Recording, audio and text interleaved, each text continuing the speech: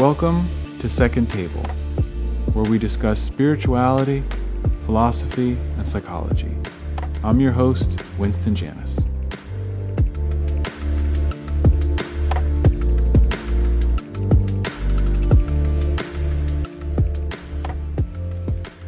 Hello, everybody. Thanks for listening to the Second Table podcast.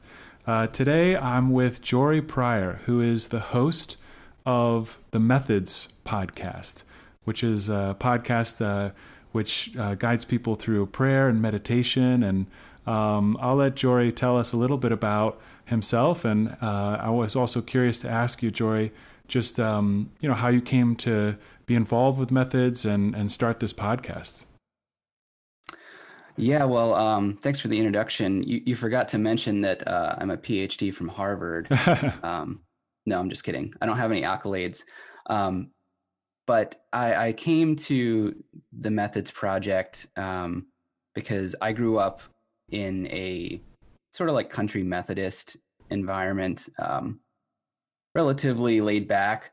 And at some point, I realized that I was kind of drawn to the esoteric dimensions of spirituality and faith, as opposed to the exoteric, the outward.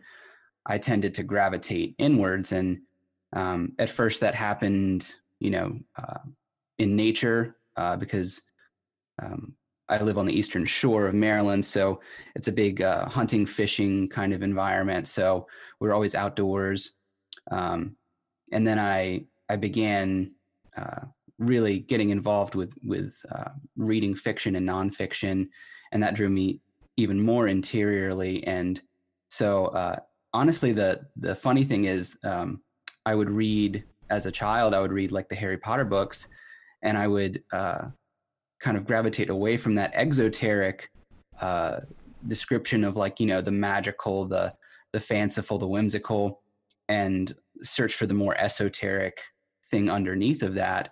And so I got into more like witchcraft, chaos magic, things like that. And about that time, my parents became evangelical, like non-denominational Christians. They converted to non-denominational Christianity, however that works. So they did not like the witchcraft going on in the home. So I had to kind of hide that away a little bit. And then eventually they kind of kicked that out. And so I started doing martial arts, and again, gravitating away from the exoteric, I looked inward to what's underneath of that. And I started getting into Zen Buddhism. And the first book I read in that vein was The Unfettered Mind by Takuan Soho, and which is a fantastic book. I highly recommend it for anyone. But that was kind of more of a vanilla way for me to explore that inner dimension, without setting off the alarms of the evangelical police. And eventually, when it came to the fact that I was meditating every day, that got to be viewed as like dangerous as well by, the church that we were a part of. And so they kind of pumped the brakes on that. And so I ended up becoming a, fully fledged Bible carrying Christian for a number of years, getting saved, quote, and all that. And then eventually I realized that depth dimension that I was craving, I could not find, at least in the facet of Christianity that we were located. And so I left Christianity for a number of years. And then I became a part of a CBF, a Cooperative Baptist Fellowship Church called the Restoration Project locally. And the pastor there is a PhD in Old Testament. And so he was giving lots of historical critical context, ancient Near Eastern context, giving quotes by like Brueggemann and Pete Enns and just different scholars that kind of view the Bible differently than what I was raised to believe. And so we started this project there called Methods, where we looked at the ancient practices of the church, the Desert Fathers and Mothers and the ascetics and the Jesus prayer, prayer of the heart, and these different ways of communing with God. And so I realized that the depth dimension that I was seeking all along was right there within my own tradition. And so that's what prompted me to start the Methods Project, to provide that resource and to provide that content for people that are like me and that they search for that depth dimension, but they may not know it's even there. And so a lot of times, Christians will deconvert or deconstruct and then go to a different religion or spiritual path where they might find more accessible truth and meaning. And that's perfectly fine. I even encourage that. I just wanted to give a resource for people to see that depth is not only outside the Christian tradition, but within it as well. Interesting. Yeah. Man, there's so many kind of thoughts we can sort of pursue from that story. But like I'm curious, you said, does your family still kind of reject what you're doing in terms of providing all those meditations? Are they aware of all that stuff, or? I wouldn't say they understand it, but they don't reject it anymore either, because I think at some point they realized that the evangelical church that they were a part of was not fulfilling what they were seeking either. Yeah. So. Oh, okay. Yeah. I mean, it's so fascinating how I feel like our culture in a way is going through this. There's so many people who are really hungry for spiritual practices, and mindfulness is becoming this big thing where, because of the science that backs up a lot of the benefits of it, right? I mean, there's even a section on your website about the benefits of prayer and meditation. And, it's like all these people are hungry for some sort of experiential religion or spiritual practice that's different than what seems like most people have been exposed to. And, I think most people are probably gravitating towards Eastern religious traditions because there is such an emphasis on those practices. And it's separated from a lot of the baggage that Christianity has in our culture, right? And that's one of the things I've really appreciated about your podcast. Like, so you sometimes have interviews with guests, but most of it is right. It's guided prayer, guided meditation practices. And, it's like I've experimented with a few different meditation apps, such as, I like the Headspace app, right? Mm-hmm. And a lot of these try to present it from a secular perspective, and that's fine, but I think one of the things that you're really helping to show people is that there's this rich variety of practices. You share practices from Eastern traditions as well, but so much of it is Christian-oriented practices, right? Yeah. Yeah. And the funny thing is, too, that the more that you get into the various methods that are available within different faith traditions like Buddhism, Taoism, Hinduism, Sikhism, even indigenous spirituality, like the more you see that what's called the perennial tradition is present in all of those, like there's this undercurrent of it's not uniformity, but it's unity. It's the flowering of different expressions of the one thing that's happening all the time. And what's difficult, I think, about the Christian tradition is that it has all of that stuff that's found in the Eastern traditions, but it's buried underneath so much Baroque and kind of gaudy language that's just woven into our cultural identity. So when we say, like, Christ or Father or church or scripture, we have these concepts that are just ingrained in us. And so we see these concepts and we interact with these concepts, but not what the concepts are pointing to. Right. And so when we hear all these things, it's difficult for us to use them as what they're intended to be, which is a sacrament, which is, a visible sign of the invisible. And it's tough for us to see past it at what it's pointing to, I think, which is why I think Eastern traditions are very helpful, because they're so stripped down almost, and they're pointing directly at the thing as closely as they can possibly do. And so I think using other language from other spiritual paths can help us, and definitely helped me in my own path, to see what they're pointing to, and then look back at my own tradition and see that my own tradition is pointing to those things as well, just using language that I had taken for granted. Yeah, absolutely. There's like these common threads flowing through the different traditions. And I think, not like other traditions, like Eastern traditions don't have their own baggage, right? But that it's almost as though they're so fresh to Westerners that we kind of have a more fresh experience of those traditions. We don't have the previous conceptions, right?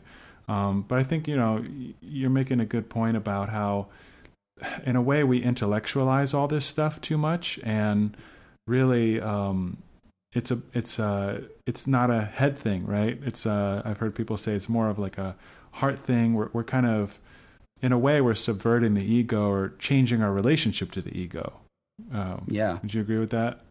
Yeah, absolutely. I think, and the tricky thing is, a lot of times with deconstruction culture in the Christian sphere, is that we deconstruct, from one level of fundamentalism and then travel to a different level of fundamentalism, because we're still seeking that absolute, that thing that will make us whole and complete. We say, okay, these rules and conditions and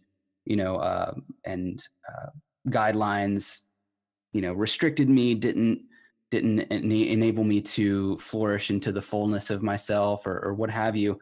And then we say, okay, well, now I'm going to have no rules. Now I'm going to just be completely free, this and that. But you're still using a different rule book, basically, to make yourself free, which is just a different form of the same thing. It's a little more subtle, but it's almost more dangerous, I think, in a way, because if you don't go past that, then it almost makes it invisible.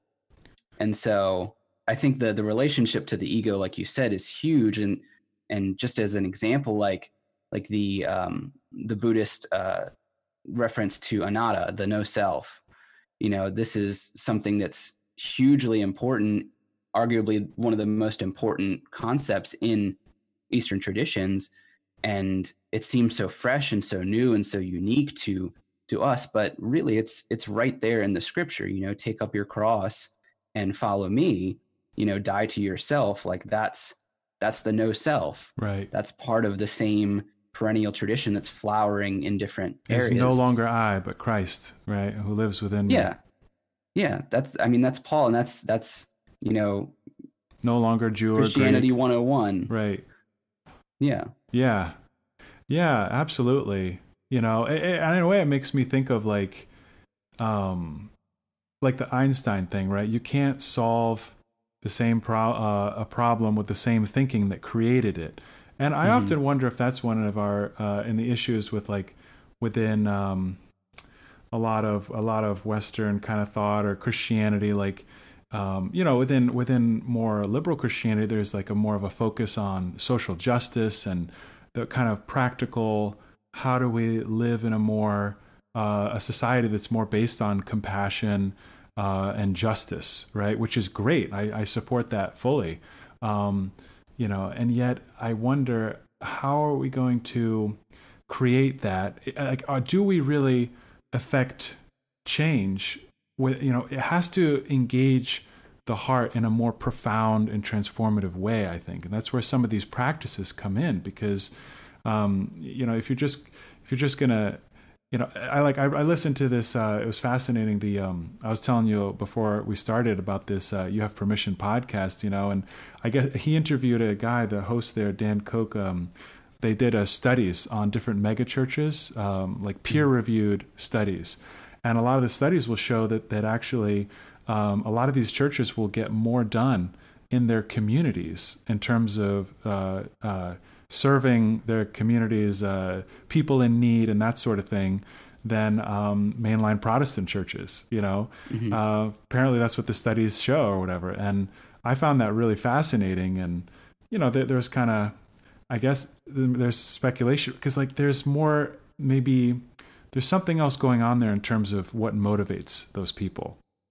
Maybe, where it is more of a kind of emotional thing, right? As much as I usually don't agree with the theology of those kind of churches, they I think they might be more effective in some ways at engaging the heart, Right. Yeah. And that's a tricky thing because like I've never been able to even, going through deconstruction and afterward, I've never been able to look at my evangelical upbringing or, friends and family the way that I think a lot of people do. And there was, it's not that there wasn't trauma there was absolutely, but I could also recognize that looking back at that I was looking at myself. I was looking at not only what I once was, but also what produced me and what, the people I love are. And so I couldn't reject it in that way.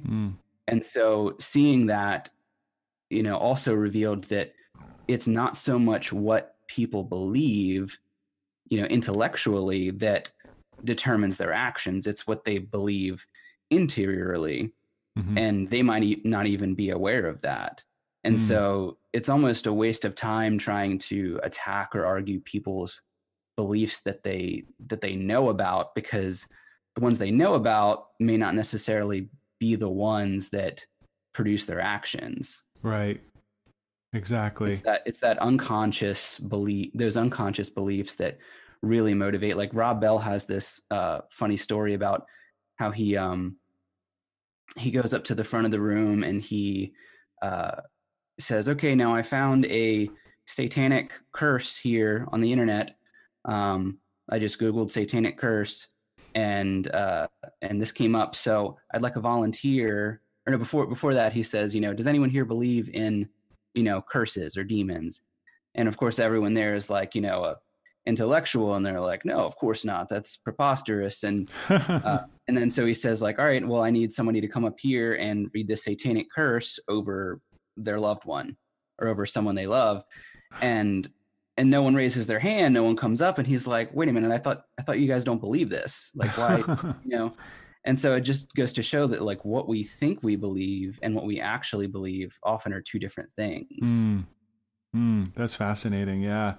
Right. Like I said, that I listened to something similar with that You Have Permission podcast where he's studying this, end times sort of culture and how in different churches, how the trauma around, sort of end times beliefs and those kind of things in churches that really make that a focus. But one of the things he was saying, same thing, he discovered is that the people who their actions don't necessarily line up with their beliefs about the end of the world being imminent. They're not selling their homes and, kind of, their actions are not congruent with, they might say they believe those things, but their actions oftentimes say otherwise. I don't know, where do you see maybe these practices stepping in when it comes to that kind of a challenge that we face, that we're not always congruent with our own selves in a way? Yeah, that's a big part of just the spiritual path itself, and in meditation specifically, that psychology is interwoven with it. Like spirituality is just the deepest depth psychology in essence. It's depth psychology, but almost beneath that specific designation, because, as your practice grows, you're going to see thoughts and emotions and feelings and reservations and attachments and aversions come up. And all meditation is just observing those things without latching on to them. And so as those things come up and go by, like say as clouds in the sky, you're continually letting them pass by. And then as time goes on, the more gross sensations pass away and reveal more subtle sensations, more subtle things. So like when you first sit down and try to meditate, you might, be thinking, I've really got to clean the car. I really got to wash the car. I really got to do this, really got to do that. Or there might be like a pain in your knee or your back. And these are like gross sensations that are really visible, really, bright in your awareness. And then as you begin to no longer reject these, but accept them without latching onto them, they pass away. And then more subtle and subtle things come up to where things are coming up that you didn't even know existed. And at a certain point, it can be pretty traumatic, because things will come up that you've repressed. Things will come up that you have, suppressed into your psyche, and that's called the shadow. What Carl Jung termed shadow work is the making conscious of what was unconscious. And so the cool thing about that is the more the unconscious becomes conscious and the more we can be aware of it, the less hold it has on us, the less control it has over us. And so the more acquainted with yourself you become, to know yourself is to know God. And the two almost happen at the same time, because when you realize what you've repressed and can accept it, you realize that the one accepting it is essentially the divine. And so the only part of you that rejects what you are and who you are is somebody that God knows nothing about. And as you release that, the space between you and the absolute becomes smaller and smaller and smaller and smaller until there's no space at all. And that's why fullness, the pleroma of God, and emptiness of, the void or of Buddhism, are really two ways of describing the same thing. It's when the sense of identity with God is so vast that there's no edges to it. And so what else could there be? Right. I don't know if I answered the question. No, yeah. I mean, it's beautiful, and I guess that's what happened to Jesus. That's what how I envision it, that Jesus was at that place of union with God. Right. That there's a place within us, it's almost like, I have young kids, and it's like, you can almost see that in them, that innocence that is just, not separate from the divine, from life itself, the creative force of the universe, Yeah, it's pretty extraordinary. And I hear you saying, because I worked as a mental health counselor, and I've taught my clients mindfulness, and, I still struggle to kind of maintain a consistent practice myself with all of life that goes on. But, it's, right. We get caught up in all these stories about ourselves. We identify ourselves with all of this external baggage and ideas, and it's interesting, right? Because a lot of times people think meditation is just going to bring inner peace, and eventually, that'd be great. But a lot of times you have to get through some stuff first, But what else is, I think, a fascinating point about that is what you said is it's really just about observing and awareness, and how I think sometimes we think when we finally become aware of certain things, what are we going to do about them? How are we going to fix them? But I think what you're pointing out to a degree is you don't necessarily have to, once you see those things, you don't have to necessarily do anything about them. The seeing itself allows you to not fall into those same traps, or to, it's kind of like waking up to a lucid dream, right? It's like once you realize that you're dreaming, all of a sudden, all the things that are chasing you in the dream or threatening you, all of a sudden become harmless, Mm-hmm. Yeah. I always have this dream, and hopefully no one psychoanalyzes me on the podcast that's listening, but I always have this dream of, if I dream, it's sometimes like,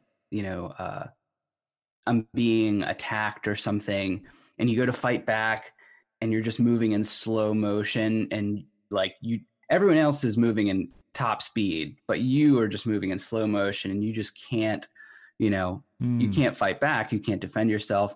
And so, it's like waking up within that dream, so that you're seeing that the dream and the dreamer are both one thing, and you're just observing it. And so, like the secular mindfulness is definitely, noteworthy and a good practice. But where it really picks up speed, I think, is when you're observing not only the exterior environment and what's happening, but you're also observing the one who perceives it. You're observing the observer, and that separation is what really pays off, I think, because when we, look to meditation or mindfulness for, peace or happiness, we're still placing peace and happiness somewhere else, with meditation being the mediator between the one who doesn't have peace and the peace.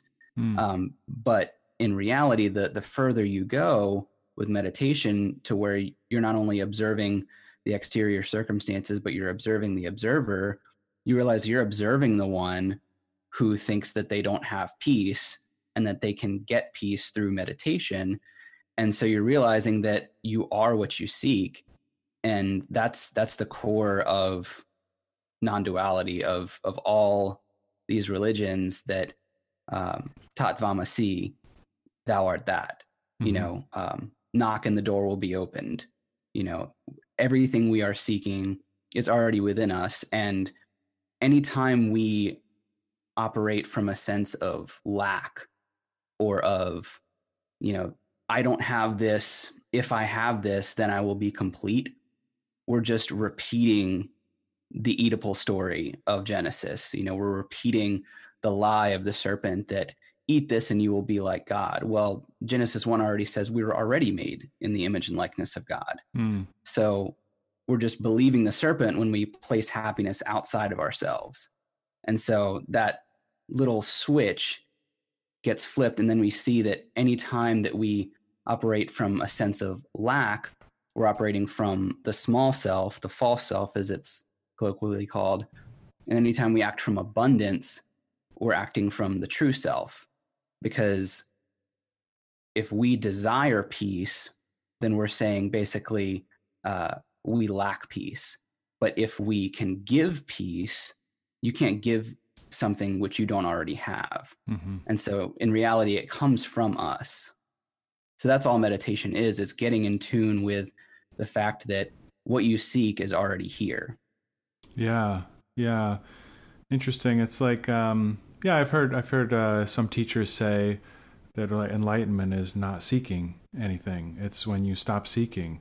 Because like you said, you eliminate that separation between yourself and, or, who puts it in a certain way, maybe not exactly the same way, but Peter Rollins, right? Who is saying that the thing is, once you sort of accept your present condition, your brokenness as a human being, right?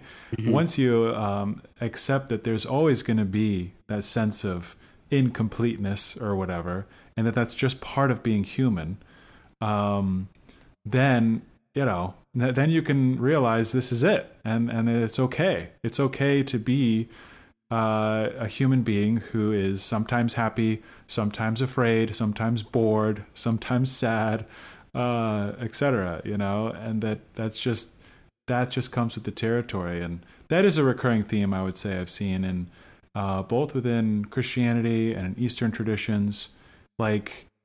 A couple of the Ignatian contemplation, the imaginative prayer that I've listened to on your podcast, I found those particularly powerful way to,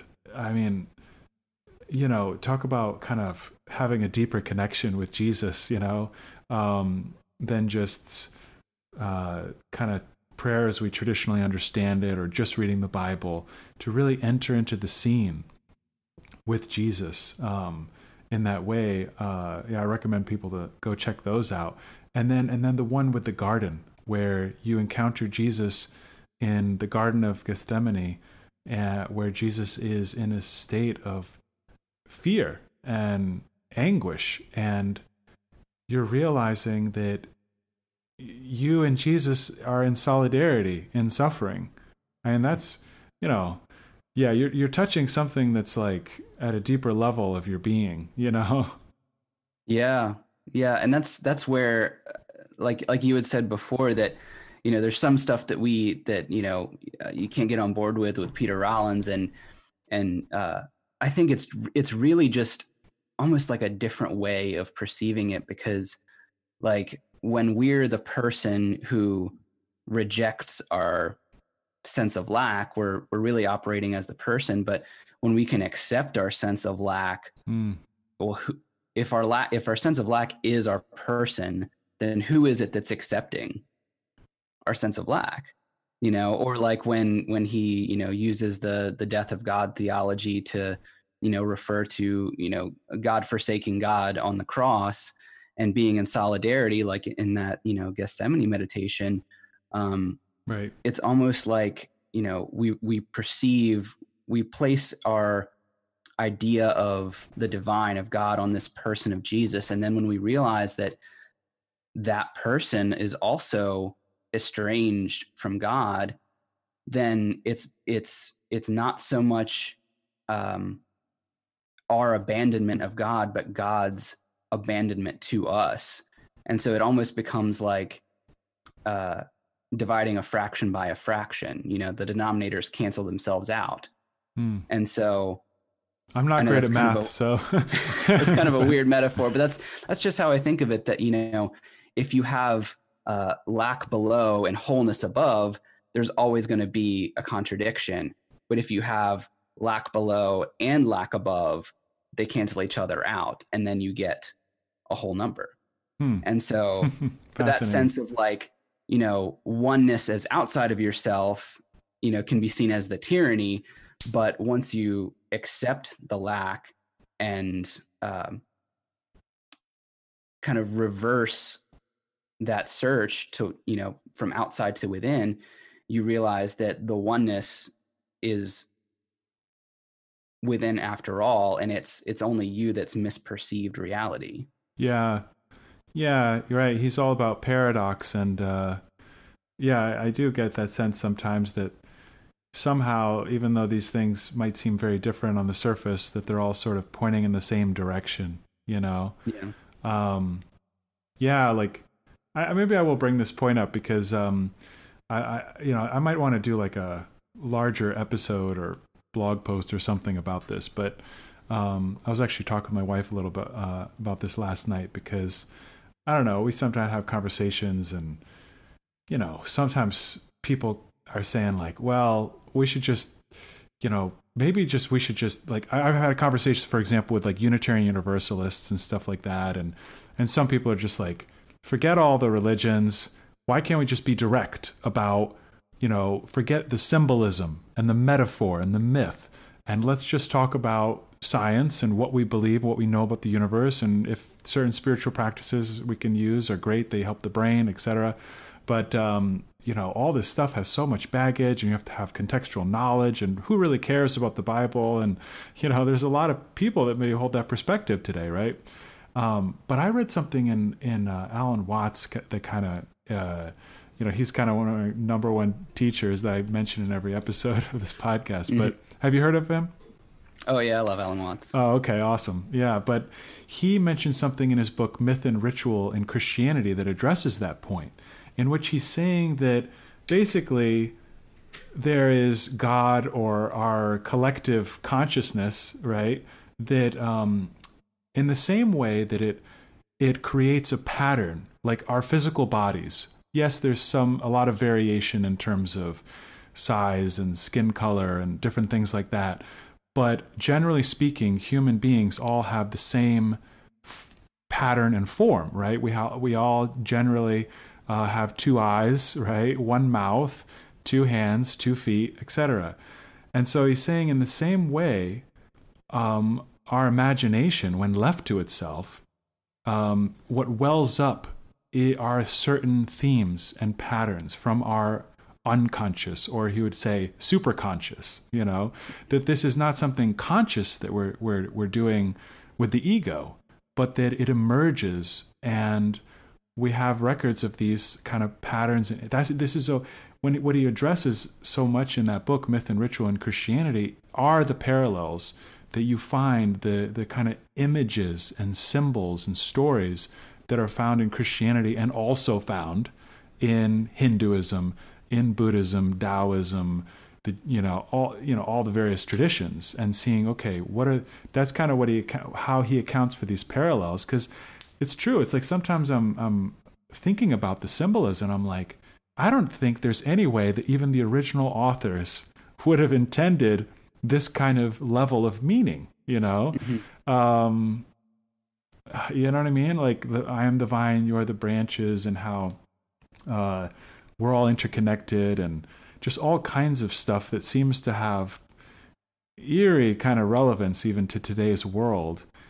And it's like, maybe that's what's happening. That's why, and we're in this unique place now in history where, because we do have the internet, and we are aware of all these other cultures in the world in a more deep way than others that came before us. So we can almost kind of maybe start to put the picture together when they see the ways in which they overlap, and okay, what is God telling us through all of these, Yeah.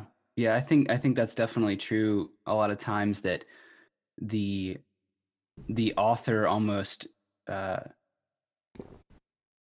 in the sense of channeling, like, no one takes over their body, but really that it's inspired in that, and not just specifically scripture, Christian scripture, but all spiritual literature in a certain sense can be inspired in that it's something that's beyond the person, beyond the individual eye, that's coming out, like you said, through that collective unconscious, and manifesting itself, in this world. It's not something that we specifically create, but it's something that we allow, that we kind of like steward, and we become the mother of God. Eckhart says we're all destined to be mothers of God and to birth Christ into the world. And so anytime we empty ourselves and mimic that kenosis, that self-emptying of Christ, then we allow the birth of God into the world. So it's like all great spirituality is just how to get out of your own way. And and a lot of, I mean, secular practices and everything are great, and to the extent that they just allow themselves to be what they are, I think that they can fulfill the role of myth and of story, because whether they know it or not, they're creating their own stories and their own archetypes and their own ways of allowing spirit. But when it's a negative posture, like towards, okay, we have to remove all vestiges of religion or of story or of myth or meaning, right? Then it becomes less of an allowing and more of a controlling, I think. So yeah. Right. Yeah. I think we're in the process of rediscovering our traditions, you know, as we have come to a new story that science has given us. You know, this occurred to me the other day. I think a lot of evangelicals and fundamentalists, right, they're trying to make the universe fit their theology. And you can't make your theology fit the universe. You have to, you know, you have to have the opposite of that. You know, the theology is going to have to fit the universe. The universe can't fit the theology. You know, that's what I'm trying to say. Yeah. So we have to kind of, how do we find God in this new story of evolution, of, you know, what science has told us about our place in the cosmos? You know, and I think when we look, we do find, you know, if we look deeply, I think that's part of it, is getting that message out that, you know, these traditions do still have something to teach us, if we approach them in the right manner, you know? Yeah. And it's kind of counterintuitive, because, you know, when the Desert Fathers and Mothers began to, you know, really write down their spiritual practice and their letters to one another, it became clear that what we think of as the intellect, when the Desert Fathers and Mothers, like in the Philokalia, when they say intellect, they really mean the heart. They mean the intellectual, rational faculty of perception of the heart as an organ of spiritual vision, basically. And so when it's blocked, when it's not pure of heart, you know, as Jesus says, there's a lot of stuff in the way that colors our perception, that colors how we perceive things. And so we might think we're being, you know, rational and scientific and just viewing the facts, but it doesn't change the fact that we're all viewing through that lens, through that intellect, through that lens of the heart. And so that's why, you know, Jesus says, blessed are the pure of heart, because they will see God. And what it means is that when we cleanse the lens of perception, or Aldous Huxley says the doors of perception, when those are cleansed, we get to see vipassana, which just means clear seeing. That's why samatha, calm abiding, and vipassana are the two pathways, or two sub-pathways to nirvana, to the breathing out. And so we have to, like, it's like a pool of muddy water. I think Alan Watts says the same thing about how the best thing to do sometimes to allow the water to be clear is just to let it sit and do nothing. And that's what meditation is. It's allowing the mud to settle to the bottom and to have calm abiding. And then that leads to the clear water, the pure vision. Yeah. And so it's odd that, you know, a lot of times in evangelical circles and stuff, you hear things like don't trust your heart, whatever. And then you also hear the you know, the deconstruction crowd saying, like, that's terrible. You know, you should absolutely listen to your heart and everything. And both of them are wrong, and both of them are right, because the real truth is the dialectical synthesis of both of them, of the antithesis and the synthesis, that, you know, the heart is deceptive because it is the lens with which we perceive all things. And a lot of times our perception is wrong. And so we can trust the heart once it's pure, once we release all of our attachments to concepts and thoughts through meditation. But until we do that, the heart can lead us astray. Yeah. Yeah, I think there's, you know, there's certain intuitions that oftentimes we feel like we can trust, but we always have to have a certain level of awareness about, you know, our own baggage, our own tendencies. You know, do we have a certain reaction, a gut reaction to something because of a past experience that we had, you know? So I do think it all comes back to kind of listening deeply, being aware, you know, and all these things that these practices help with. But it strikes me too how fascinating it is how, in a lot of ways, in today's world, many of us really have to sort of be self-taught in a way.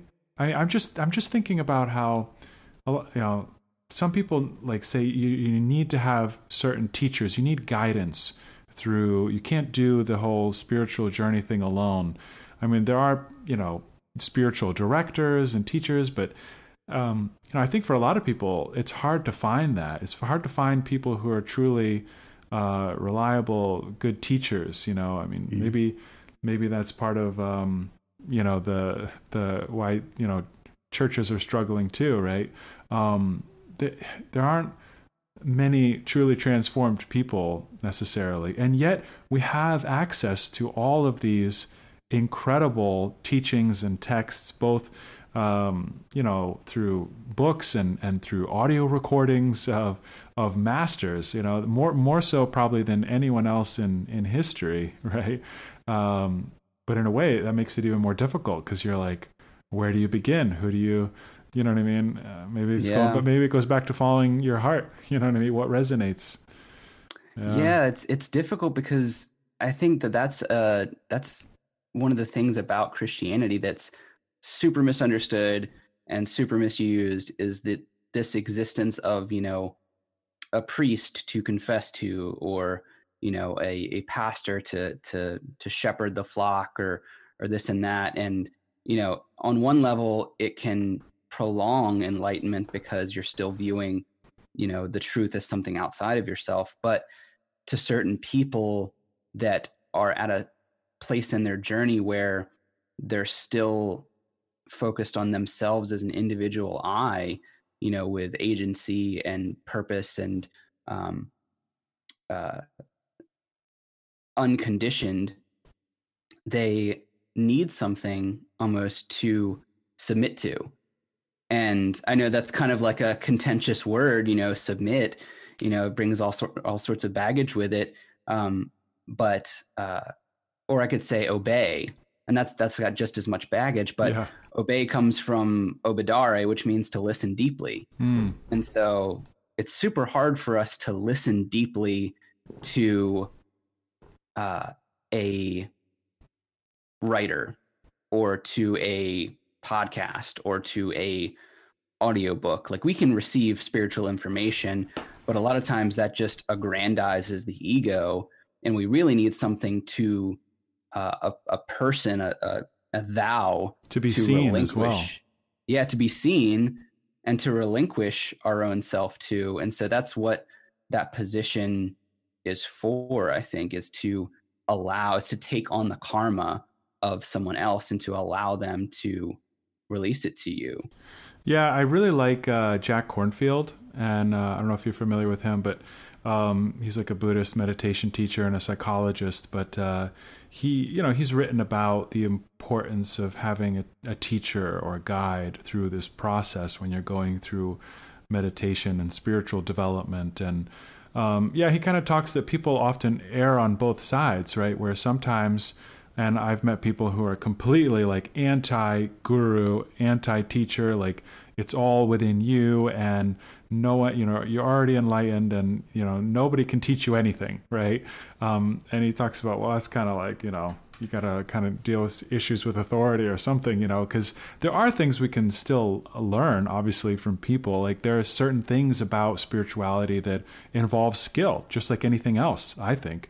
Not that it can maybe take you the whole way, right? Because only you can do that for yourself, right? But on the other side of the coin, there are people who maybe they just kind of go way too much devoting themselves to a guru, that their guru can, move the universe at will, and that they have to just completely worship this being. And that's not good either, probably, so somewhere in the middle, I think is good. Yeah. And ultimately, I mean, we realize, like Ramakrishna said, or was it Ramana Maharshi? One of them says, God, Guru, and Sulfur are one and the same. They're just one thing. And Peter Rollins, on the opposite end of the spectrum, at first might sound like he's saying something different, but really he's saying the same thing as well when he says that, you know, the last guru is the one that points the finger back at you. Right. And that's the entirety of the Zen tradition, is, you know, tricking the devotee into thinking that he doesn't have it, and then, you know, inflaming his desire so much to where it just burns out completely. And then he realizes that there's nothing to seek, nothing to find, you know, miraculous action, chop wood, carry water. Right. You know, when we finally come to that place, the action of the wise man and the fool look exactly the same. Yeah, we're already living in the miracle at some, you know, I mean, that's, at some point that becomes self-evident, you know. I mean, yeah, with all the joys and the sorrows, you know. I love when Watts kind of used the analogy of like a symphony, you know, of music. He's done the same thing with like a painting, where if you take one note, right, or one point of silence in the song, or one smudge of paint that looks ugly on a painting, it's meaningless. It's like there's absolutely no meaning to be found in it, right? But if you zoom out, if you listen to the whole song, if you look at the whole picture, it has its place in the larger whole, the larger drama, the story of all of our lives, you know. And even as individuals, I think that's the context in which he was talking about, that you know, when we look only at ourselves, right? You were bringing this up earlier. If it's just about me and my life and my own suffering and what's going to happen to me, you know, and I'm eventually going to die, and is this going to have meant anything? But when we realize that we are continuous with the rest of the universe, that we are part of something larger than ourselves, you know, a family, a country, you know, our influence extends out, and, you know, people influence us, and we're just all completely tied up in this thing. And the problem is we have to stop separating ourselves out and trying to say, well, who am I in relation to the rest of the cosmos? Well, you're not outside of it, right? We're all tied up and completely engaged with it. And you know, the body of Christ, right? Yeah. You're it, as Alan Watts says. Right. And there's two ways of doing that. You know, one is the physical way of seeing yourself as like a separate, you know, entity, and then seeing other separate entities, and then seeing the ways in which your separate entity is connected with other entities. But then you realize that the connection itself is an entity. And then you realize that, you know, everything is just one living, breathing organism. But the other way, and I would argue the most effective way, is to release the sense of separateness altogether, because what separates you from everything else is the boundaries that you draw to delineate yourself from everything else. And so once you erase those boundaries, then you and everything else just become one thing. Mm-hmm. Right. Yeah. And that doesn't mean uniform. That doesn't mean completely indistinguishable from everything else. Right. Right. But to see it as a continuous whole, you know, as part of one system. I mean, this is literally not being able to recognize this is what's destroying our planet, you know. Mm-hmm. It's just crazy that we're at this point of, you know, urgency, you know, in some ways. And yeah, what happens when we separate ourselves from things? Like just the act of the ego, which is separation. When I separate myself from someone else, you know, that gives me permission to exercise control or harm to that person. When I separate myself from the environment, that's when I give myself permission to exploit and extract resources from the environment. Right. The separation is the root cause of all this suffering. Yeah, exactly. You know, I was curious to ask you too what you would think of, I don't know, have you heard of Edward Hayes by any chance? I don't think so, no. I recently discovered him. It's Edward and then Hays. I picked up this book at like a thrift store or whatever. It was a few months back. It's called Pray Always. like a play on words, right? Like pray always, pray always. And he talks about praying all different ways, praying with your feet, praying with your nose, praying with your eyes. And, you know, I wanted to bring that up because, you know, as someone who's interested, right, in prayer and meditation, it's a really great read. I've been looking for sort of the Christian equivalent of like Thich Nhat Hanh. And I feel like this is it, you know. He talked about Jesus being a master of the table and table yoga, the yoga of washing dishes, and the prayer of feasting and having meals with other people, and basically praying during all moments of life, that their entire life becomes a prayer. You know, he has a chapter in there, like the prayer of napping. And I love napping. So that's, but you know, it's funny because we have so much guilt around that. In our society, it's like, you know, you're seen as lazy. We all have to be go, productive at all costs, or else you're just a bum, you know? But he used the example, I loved it, where Jesus, was caught napping in the middle of the storm, right before he calmed the storm, right? And how I never saw it before, but what a great kind of metaphor for even in the midst of chaos and trouble, that Jesus was like, I'm going to take a nap, you know? And they're like, what are you doing? You're crazy. We're about to die. How can you nap at this moment, you know? And he's like, well, you know, Jesus thought it was appropriate to nap at that moment. And sometimes that's what you got to do. You got to find rest and peace in the midst of the chaos, you know? Yeah. And it's because he didn't identify as the individual body mind, you know, he was, you know, part of that identification with the all, with the one, with oneness itself. And like when I think it's the version in Matthew of that, or it might be Mark, where he, you know, the disciples are on the boat and he comes to them across the waves, you know, he says, do not fear, I am, you know, and which is, you know, alluding to the Hebrew scriptures for one, but also that sense of the divine I am before everything else that's within us, that's watching everything happen. And so, you know, when he didn't identify with the individual body mind, it's not a ignoring of the circumstances. It's a seeing them as inconsequential, you know, still seeing them, but they can't harm you. Like the Course in Miracles says that everything real is permanent, and everything, wait, no, what does it say? It says, nothing real, nothing real can be threatened, nothing unreal exists. There you go. Yeah.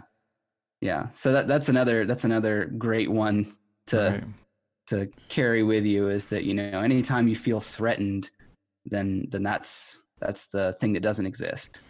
Yeah, it's like, of course, it's natural for us to feel afraid when we're threatened.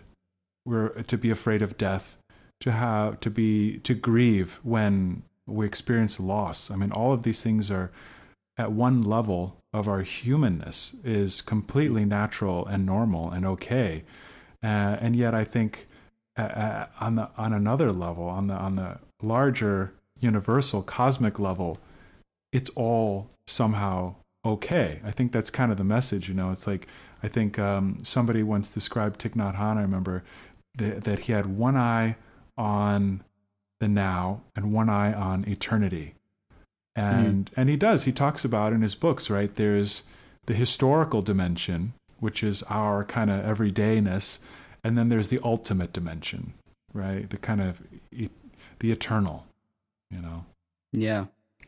And seeing them as, you know, different manifestations of the same thing, you know, like the Christ Pantocrator icon, you know, it looks kind of goofy at first look, but it's designed that way so that one eye is looking directly at you and one eye is kind of off in the background, you know. And like Ram Dass says, you know, once, it's not that you need to supersede one level of reality from viewing like what's here on this plane, and you need to forget all that and view what's on the transcendent plane.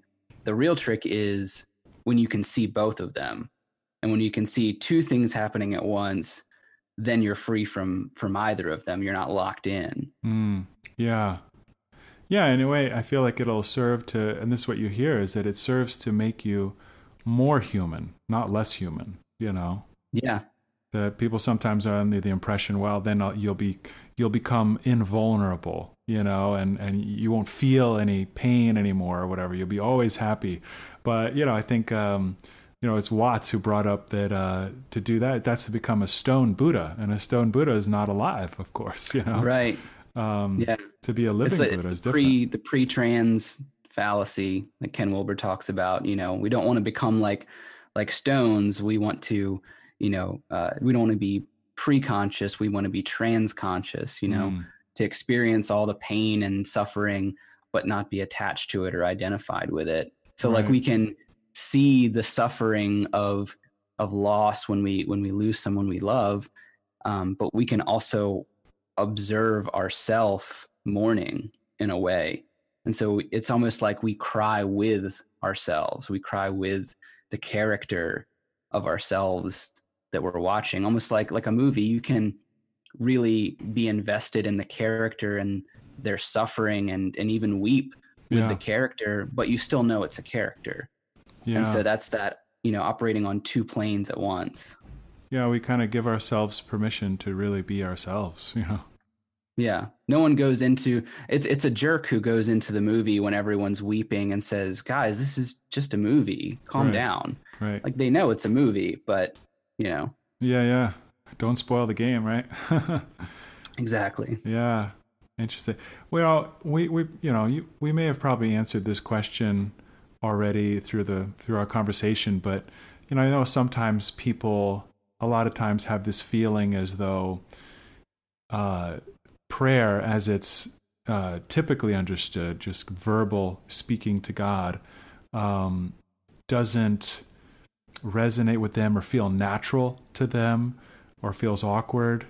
If there are people who struggle with that kind of traditional Christian prayer, I'm just curious what you would say to someone who is struggling in that way.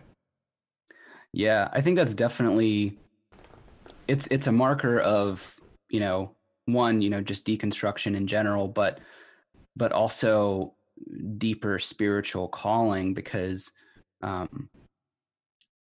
like when we're really comfortable with someone, like say like our spouse or our father, mother, sister, brother, or a beloved pet, we initially are very talkative with that person. We want to always have dialogue going on because we're trying to create that intimacy. We're trying to create that connection or allow it.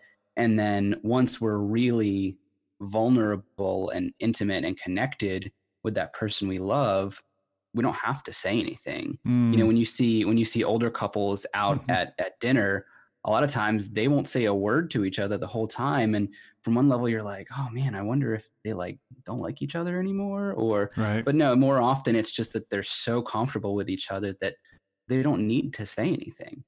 And so you can be that comfortable with God in a way that you don't have to say anything. Like there's this quote that Mother Teresa said about when someone asked her like how she prayed, and she said she doesn't talk, she just listens. And then the person said, well, what does God say? And she said, nothing, he just listens back. and she said, if you don't understand this, there's nothing more I can tell you. And that's it. It's the mutual listening back and forth. And so you don't need to tell God what's going on. It might help because it might reveal to you what's within you that you might not even know about.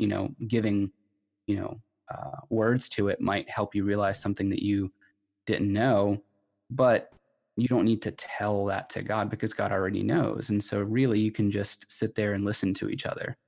Right. And so like you can create this posture of intimacy by imagining, if it's helpful to you, when you pray, not that God's somewhere out there and you're sending a fax to him, or writing an email to him. I'm showing my age. Jeez.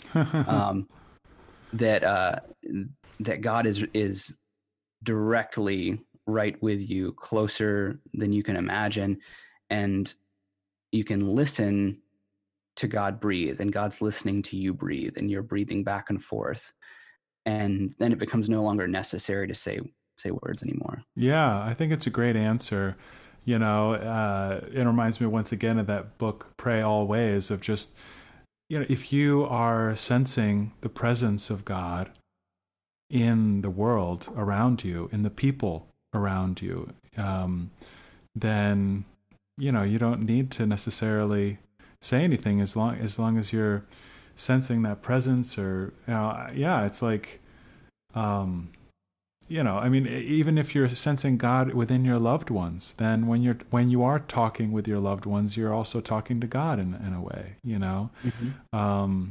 And there are moments like that, where it feels like that. So yeah, and it makes me think too of how, God doesn't necessarily communicate maybe in the way that we communicate. And we say, well, God is silence, right? But I wonder too if God just has different vocabulary, sort of different language. God speaks to us through the wind in the trees, or, our relationships, or, our thoughts, even our imaginations, our dreams, all of these different avenues of communication. We say, well, those are just dreams, or that's just my imagination, or just my thoughts, Mm-hmm. or just the birds singing in the trees, right? Yeah. Well, if we change our perspective, our theology, to see that God is moving and acting through all of these things, including yourself, and all of a sudden God becomes very talkative, right? Yeah. Yeah. It's just us who haven't been listening. Right. Yeah. I feel like it's Joan of Arc. They when they were asking her oh, so you talk to God, basically trying her as a heretic, I think. Um, and they said, that's just your imagination. And she says, well, yeah, how else would God talk to me? Right. you Cool. know? Cool. Yeah. Well, man, this has been a pretty great conversation. I appreciate you coming on to Second Table Podcast. It's been an honor to talk with you. Yeah, it's been a blast, man. Yeah, I know we had talked about maybe just to give people a taste of what your podcast offers, if you wanted to maybe guide us through just a really brief meditation or prayer just to close this out. Sure, yeah. Okay. So, obviously, if you're driving, listening to this, then don't close your eyes. But if you are in a place where you can uh, sit quietly and close your eyes, I encourage you to do that, and just settle briefly and bring your attention to your breath.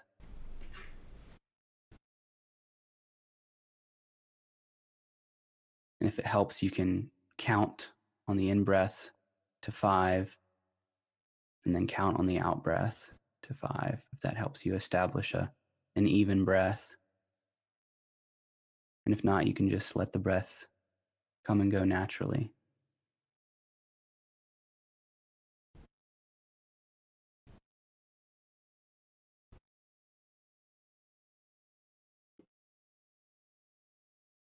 And I'm going to read a brief koan from Chuang-Tzu called The Empty Boat.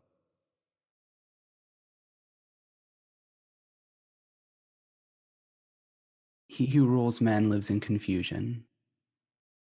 He who is ruled by men lives in sorrow. Yao therefore desired neither to influence others, nor to be influenced by them.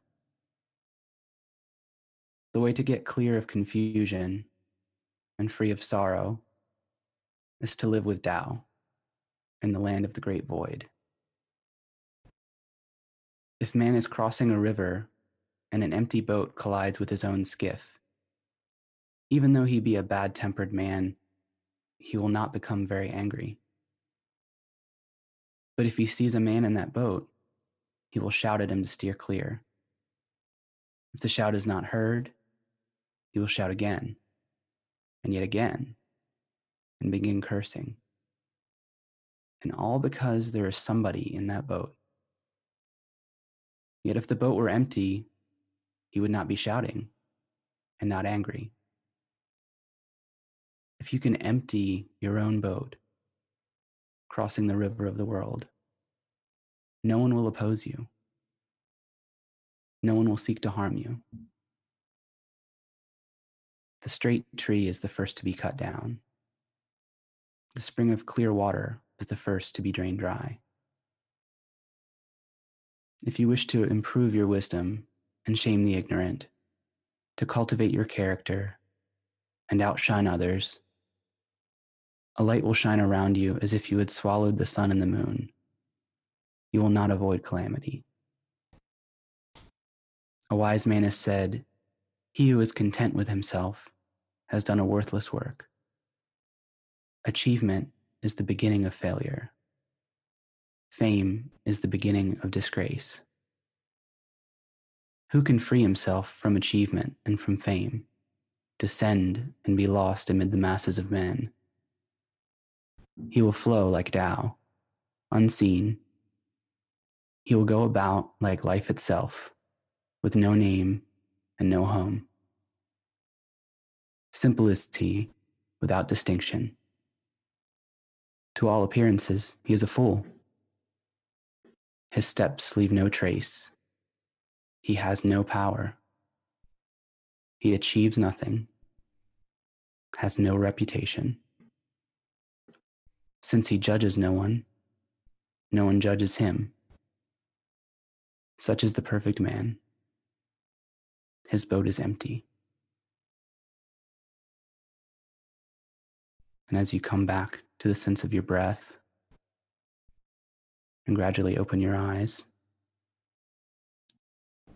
try to be cognizant of that character of emptiness today. That if someone cuts you off in traffic or says a harmful word to you, that they're an empty boat and that you are too. And then there's nothing to be done.